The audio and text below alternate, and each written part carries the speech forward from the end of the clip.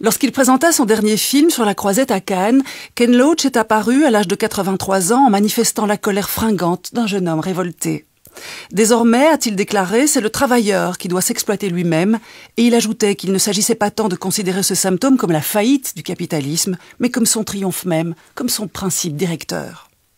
En plus d'être l'instigateur de sa propre souffrance, Homo capitalisticus serait aussi son propre bourreau, se privant en s'auto-exploitant de la possibilité de vivre en homme libre.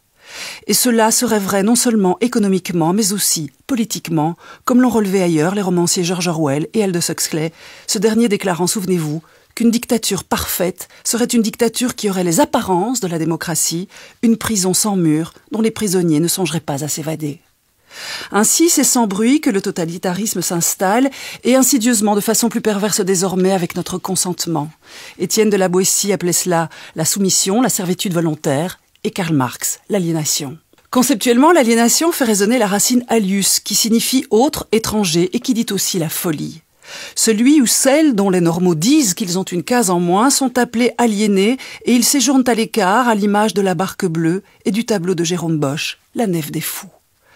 Marx a montré qu'il y a aliénation lorsqu'une personne ou une relation entre personnes se transforme en quelque chose d'hostile à soi-même. Or, c'est le travail qui est, selon Marx, la principale source d'aliénation lorsque le travailleur devient lui-même une marchandise, c'est-à-dire une chose interchangeable. Dans ses premières approches du concept d'aliénation dans les manuscrits 1844, Marx utilise aussi le terme de dessaisissement ou de dépossession pour dire que l'homme disparaît non seulement en tant que producteur d'objets, mais aussi en tant qu'il disparaît, englouti tout entier dans sa tâche. Dans des conditions de travail rudes, stressantes et précaires, entièrement dévolues à une activité de l'ordre des besoins et non pas de désirs, le corps et l'âme ubérisés, l'homme se sent subjectivement malheureux, car c'est le sens de sa vie même qui s'en trouve bafoué.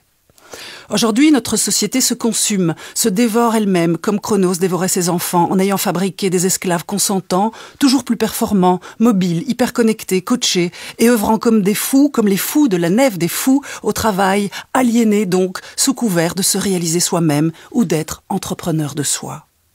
Et ainsi, selon une nomenclature nouvelle, au nom de maladies exotiques fabriquées par le néolibéralisme, Homo economicus souffre de binarisme, de zombiquisme, de zapite ou d'augmentarisme.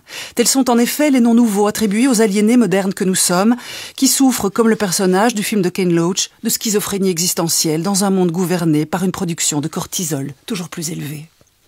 Le travail, c'est la santé, chantait Henri Salvador avec l'ironie que l'on sait. Devise des usines IG Farben, le travail rend libre était aussi le slogan de l'Allemagne nazie, avant de devenir la maxime des goulags, des îles Solovski. Aujourd'hui, on entend dire trop souvent à un père, à une épouse, à un mari, à une mère « Sorry, we missed you ». Et vous, qu'en pensez-vous ?